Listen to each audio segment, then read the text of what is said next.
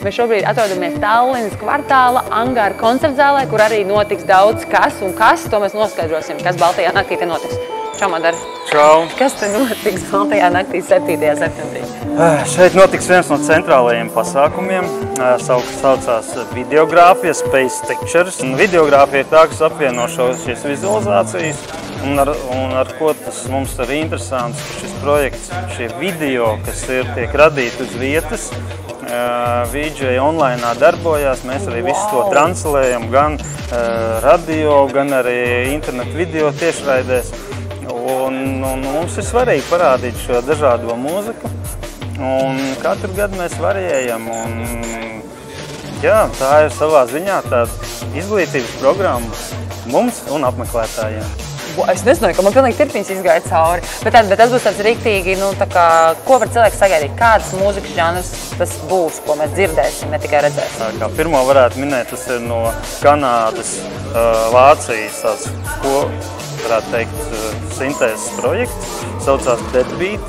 Izklausās jau ļoti labi. Jā, viņš arī pārstāv šo dabu tehno virzienu ļoti konkrēti, kurš ir ļoti liels konceptuāls, ar ļoti tādiem politiski arī nokrāsu. Tad būs viesis no Somijas, Mesak, kas arī sākot no tādas inteliģentās deju mūzikas līdz pat hip-hopam, viņš producē dažādu. Tā, kā lai paspēc visiem pasākumiem atnāk, šis ir noteikti, jā. Jā, un tad, protams, Latvijas pārstāv mūziķi ar saviem projektiem, kā Andris Indāns ar Gas Up Latvija, Ģirs Ozoliņš ar Diet Up the Nation, un beigās arī Andris Dzenītis būs ar pilnīgi tādu diezgan jaunu programmu elektronisko mūziku. Jūs esat viena no visilgāk esošajiem Balto nakšu dalībniekiem, tā taču ir, vai ne? 19. gads, manuprāt, tikpat, cik ir Baltajā naktī. Bet tātad 7. septembrī šeit Angāra koncertzālē, Tallinas ielas kvartālā no 8 līdz 1 varēs izdejoties uz sajūt īsti. Jā? Jā!